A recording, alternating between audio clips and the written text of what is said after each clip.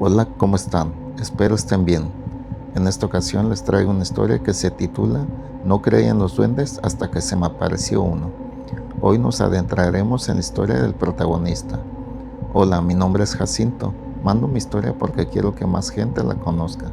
Sé que hay personas que igual que yo no creían en los duendes o fantasmas, pero quiero que conozcan por qué cambió mi manera de ver las cosas. Cuando era chico, tenía aproximadamente 14 años, vivíamos en un lugar apartado. El primer pueblo estaba como a 2 horas y media de ahí caminando. Teníamos que ir en caballo o en bicicleta para que no se nos hiciera muy lejos. Ese era el único medio de transporte.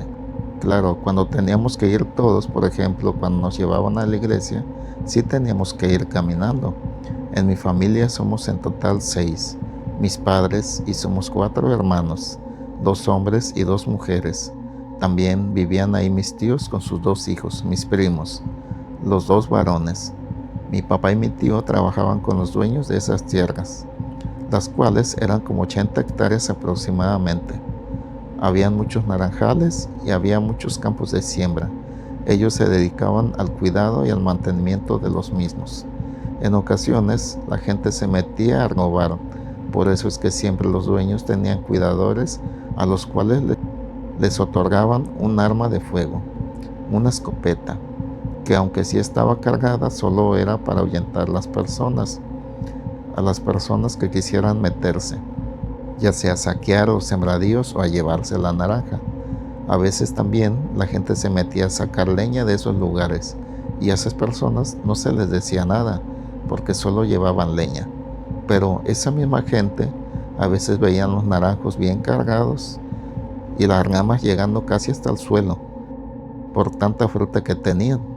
Entonces le decían a mi papá o a mi tío si les podían regalar algunas, y cuando era así, claro que se las daban porque no había problema, ya que los árboles daban demasiada fruta. Lo malo eran aquellos que se metían a robar a veces en la noche, en caballos, y llevaban por costales. Mi papá y mi tío daban rondines en el día y en la noche, pero casi siempre había uno de ellos que se quedaba en los sembradíos, o se turnaban, porque se acercaban los días de cosecha de melón, chile y sandía, ya que estaban casi en su punto de madurez, y era cuando más la gente se quería meter. Teníamos un coyote como mascota. Cuando era cachorro, lo encontraron mi tío y mi papá una vez que habían ido a chapear. Me refiero a quitar el monte del tronco de los naranjos. El cachorro estaba casi moribundo. Quién sabe cuánto tenía sin comer y quién sabe qué le pasó a la madre. Se lo llevaron a la perra que teníamos en casa, que también tenía perritos, casi recién nacidos, afortunadamente. La perra dejó que él también se alimentara. Lo llamamos Coyote. Creció, fue diferente a los demás. Me refiero a que era muy arisco. No era cariñoso como los demás. Él nunca se dejó que lo tocara, ni siquiera por nosotros.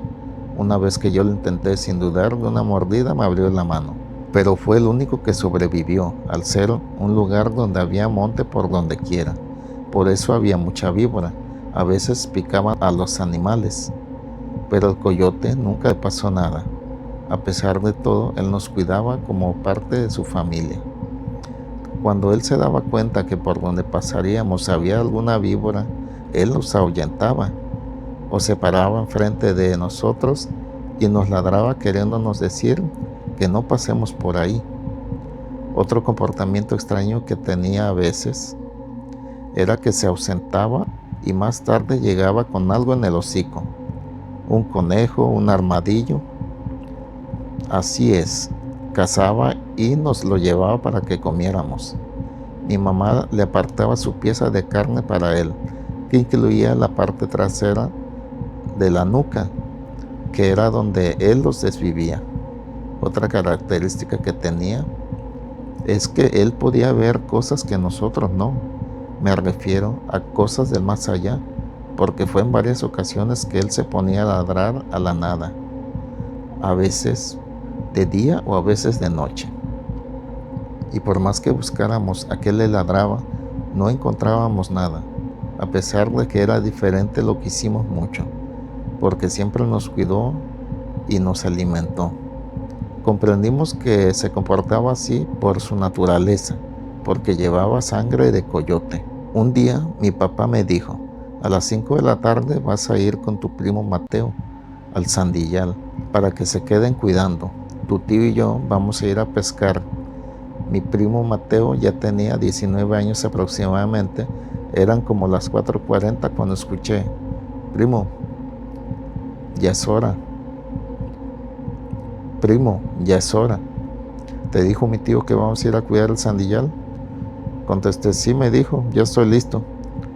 Vámonos. Y nos fuimos al Sandillal. Llegando allá estaba mi papá. Él dijo: quédense aquí cuidando. Cuando empieza a caer la noche se regresan para la casa. Y le dejó la escopeta a mi primo, ya que él tenía la edad suficiente para usarla y ya la habían enseñado. Las sandías estaban enormes. Decidimos mi primo y yo comer una. Buscamos la que más nos gustara y la abrimos para comerla. Todo estaba muy tranquilo. Había completa calma. Fuimos a dar orgondín a la milpa y a los melones, y el coyote siempre iba delante de nosotros. Ya estaba por caer la noche, así que solo iríamos a las hectáreas de los chiles, y de ahí nos regresaríamos al Sandillal, ya que nos queda de paso para regresar a la casa. Al llegar donde terminaba el Sandillal, como a 50 metros delante de nosotros, el coyote se puso a ladrar con mucha intensidad hacia donde estábamos nosotros. Volteamos a todos lados para ver a qué le ladraba, pero no encontramos nada. Nos quedamos extrañados porque nos seguía ladrando. Por un momento nos quedamos parados e intrigados. Cuando íbamos a seguir caminando, escuchamos unas pisadas. Volteamos hacia atrás y vimos a un niño como de 8 años, de playera blanca y short rojo o naranja. En ese instante no me sorprendió mucho, porque sé que a veces hay gente leñando y a lo mejor este niño viene con alguno de ellos, con algún leñador, y tal vez solo se separó. Pero también me puse a pensar que cuando hay gente cerca, luego nos damos cuenta porque se escucha a lo lejos el sonido del machete.